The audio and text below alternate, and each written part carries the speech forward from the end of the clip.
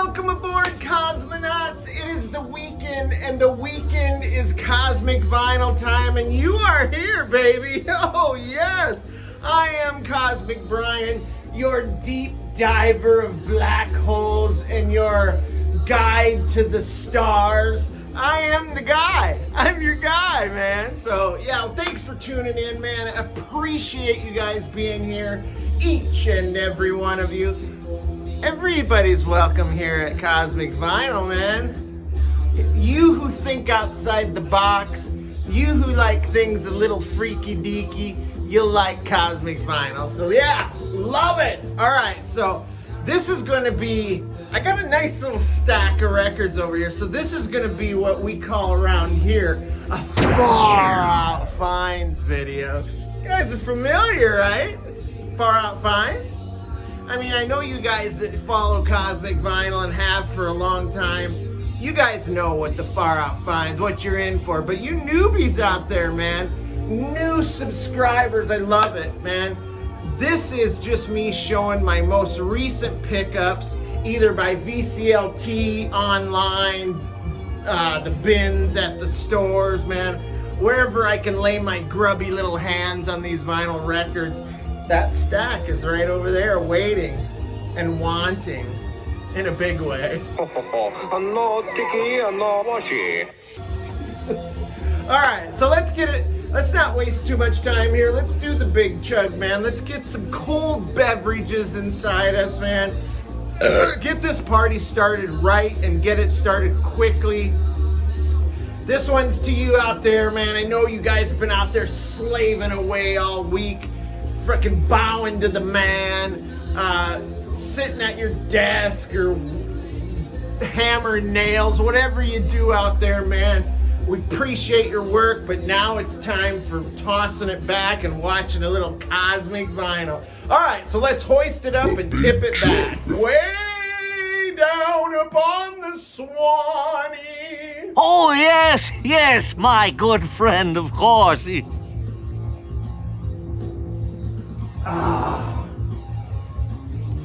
Tasty treats, yummy, yummy, more for me.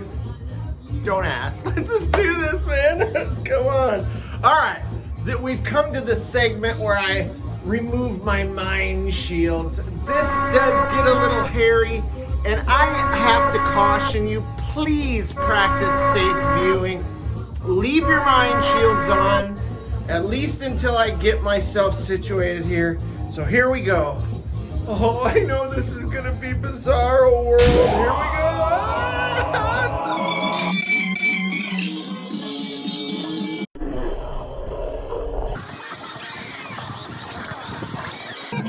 Mountain.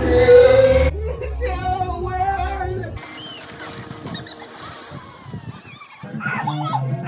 Whoa, they're floating away. No, Jesus.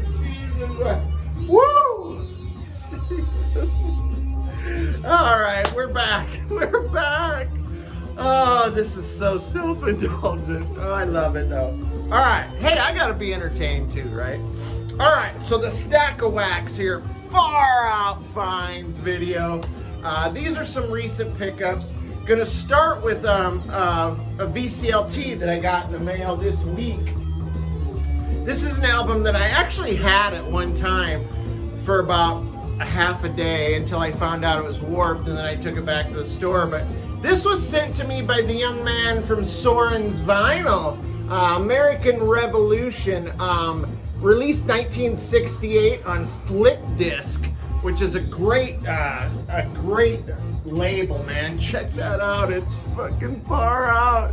Look at that. That's amazing. What a great psychedelic label.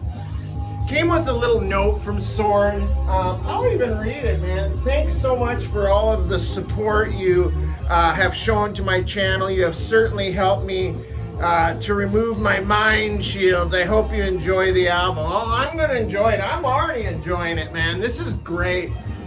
In fact, I didn't even realize it, but until Mark at Take 444 showed this and said it was a Psych exploitation album, which I didn't realize that this was just like session guys doing this album, and that cover is like, it's definitely of its day, man, of its time.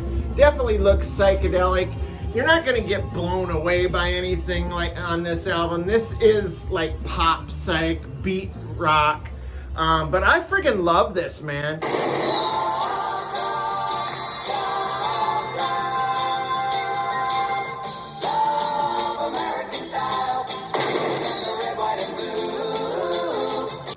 Solid vocal harmonies, and there's actually a couple of like really trippy tunes on here. You've got Opus number 1 and Love Has Let Me Down. I freaking love it, man.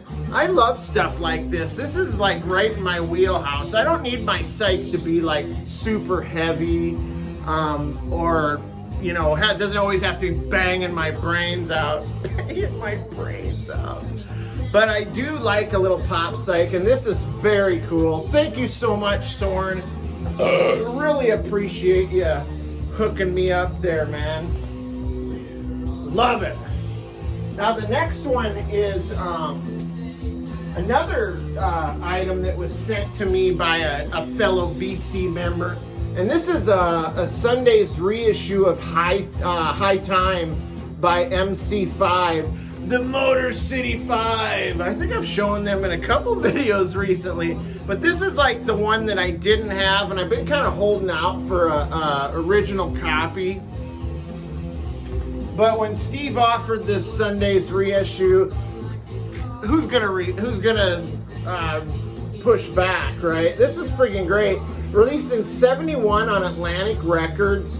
Of course, the band ended up breaking up about a year after this album was released. And a little less political on here, more just straightforward like rock and roll. I gotta tell you, man, I'm gonna make it a stated opinion here. It might be a little bit, I don't want to say controversial, but you might not agree. But man, I know that friggin' Kick Out the Jams gets all the hype, right? But I gotta tell you, man, this is the more I listen to this, the more it's probably gonna become my favorite MC5 album. Opens up with a track called Sister Ann that just is a banger, and then followed up with Baby Won't Ya? I mean, the whole side one is just throttles you, man. I love this. It's too bad about the band, you know, drugs and prison and whatever kind of hastened their demise. But love this stuff. It's like street meets soul meets funk meets gospel meets blues.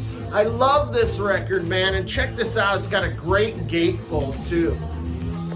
Got some nice pics of the band there, like some flyers and stuff. Little live shot there. Oh look, you can see yourself. There's the track list there. Love this. Thank you so much, Stereo Steve, the artist formerly known as Stereo Steve. Check out his channel, Stereo 999. I'll put links to Steve's channel and Soren's channel in the description below. But yeah, great stuff. He also threw in this album too. This is 3 Leafs, and this is More Tomorrow. Spun this for the first time last night. This is released in 2013. It's this very cool, like ambient style album. They're a San Francisco band, and of course Steve knows all the like weirdo underground or obscure San Fran bands, which I think is great. I love it. I use him as a resource. But yeah, this is fantastic, man. Some nice ambient stuff to sit around and get baked and listen to. This is something right up that alley. So yeah, thanks again, Steve, man. Appreciate you, buddy. Give us some of your political beliefs. Kill everyone now. Condone first-degree murder. Advocate cannibalism. Eat shit. Now this next one is, I just love finding albums like this. This is freaking Wayne Cochran, man, and his CC Riders. Alive and well and living in a bitch of a world. Look at him on his bike there, man. I came across this guy in the movie CC and Company, which starred, it was a biker exploitation movie with Joe Namath and Anne Margaret, and he performed in that. And this guy has the greatest hair in rock and roll. I know you can't quite make it out with the blurry cover, but man, I'll show a picture here so you can get the gist of it. But I love stuff like this, man. This was released in 1970 on King Records, which I'd like to show you that label too, because it's actually kind of cool. I've never seen the King label before. But yeah, I dig this album, man. This is like it's like soul, it's like funky.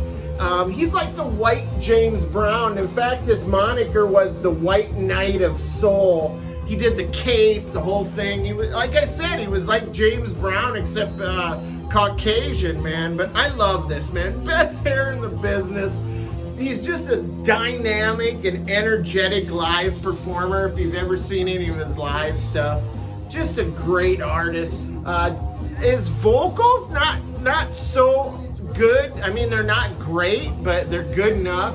And the albums really don't capture like his live vibe. But yeah, guy became a televangelist after he left the rock and roll biz.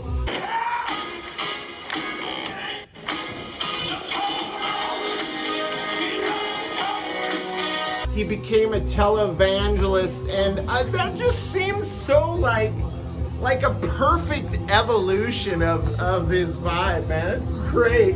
But yeah, check this out if you dig like you know, soul stuff and danceable rhythms and stuff. That's for you for sure. Now this next one came via the Perch, man. We did a little shopping online and found this bad boy.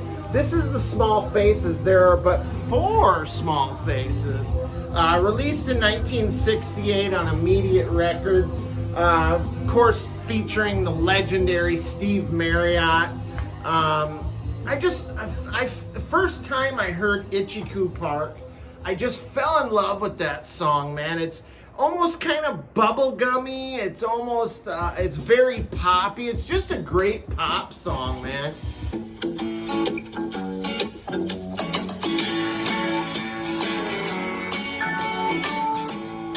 Bridge of sights to rest my eyes in shades of green under dreaming sparks to Itchy-Coo Park. That's where I've been. What did you do there? I got high. What did you feel there? Well, I cried. And Steve Marriott is just, I mean, this album it just showcases his bluesy, soulful vocals. What a rock star. Steve Marriott, everybody. Come on, give Steve Marriott a hand.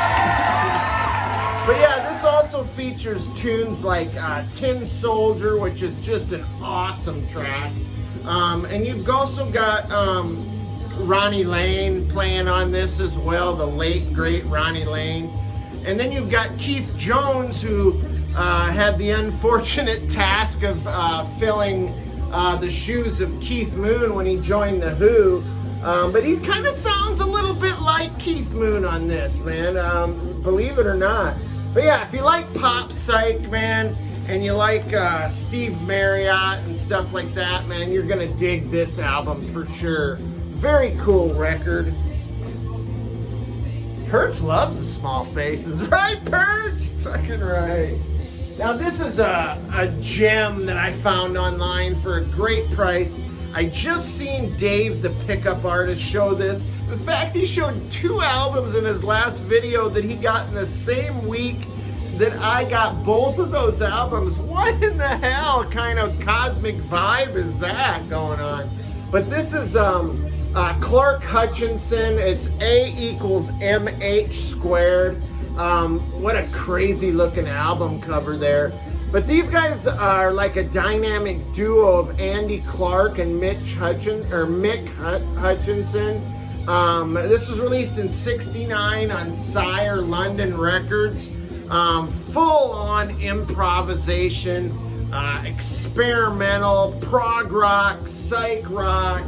It's got a little bit of like an ethnic vibe to it, like a world. It's got like Indian, a little bit of Spanish vibe, Native American stuff, stylings going on here. I love this, man. This is killer.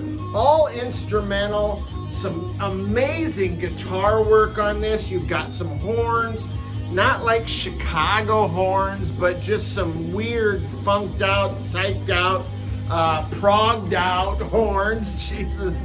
But yeah, don't get me wrong, this is killer, man. Love this. And that's kind of the reason I brought out the Richard Morton Jack book too, because this comes in, it's featured in this book. As anybody who owns this book is probably on a quest to get every album in here. Well, I've just added one. Got a nice write-up of the band there too, man. Yeah, guys that played, two guys that played everything on the album. Yeah, check this out if you haven't, man. Great stuff. But now the boy had washed ashore, Puff arrived to save the day, which made the witch so mad and sore. She shook her fist and screamed away. HR, Puff and Stuff, who's your friend when things get rough? And then, last but definitely not least, man, this is one I just got in the mail yesterday, and I listened to it the other night, like streaming while I was fully smogged out, man. I gotta tell you, man, have you ever had that where you get this instant connection with an album? Well, that's what this is, man. And this is called Pussy Invasion. Jesus. You girls a bunch of nudists, or you just short of clothes? I never try anything. I just do it. Like I don't beat clocks. Just people. Want to try me? Now, there's a story behind this. So I'm looking for, remember that Pussy Plays album I showed not too long ago? So I seen this and I thought, wow, is that the same band? Well, obviously after listening, it's not.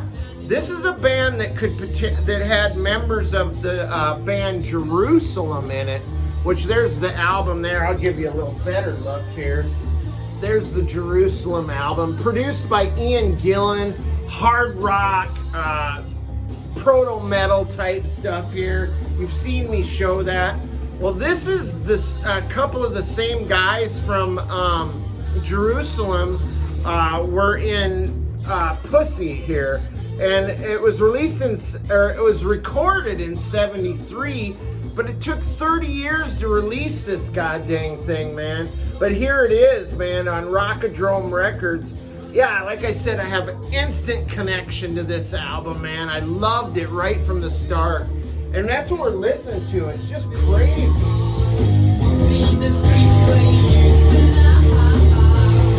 It's got like almost like ahead of its time kind of sound, man. But yeah, Jerusalem kind of, there was factions within the band.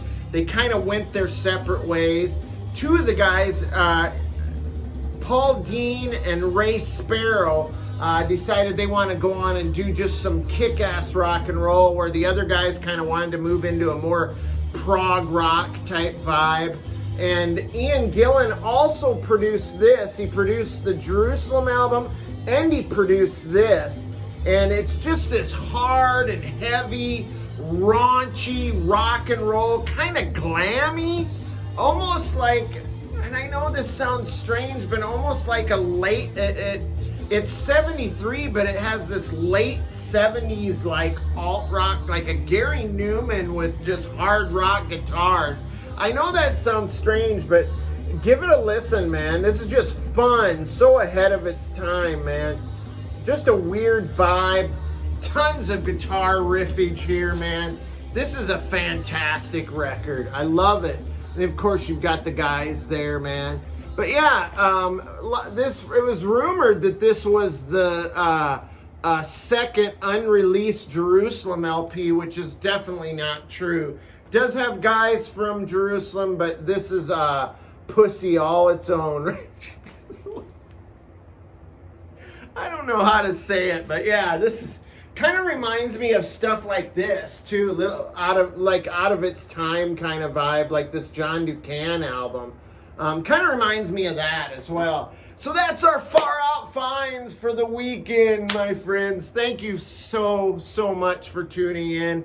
I appreciate you guys more than ever, man. Keep tuning in. I got another video kind of in the works here. In fact, I trumped that video to show these new records because I was just so excited to show them, man. So yeah, stick around, you cosmonauts. We appreciate you tuning in. Stay cool, stay cosmic. We will catch you in the next video. It's fun.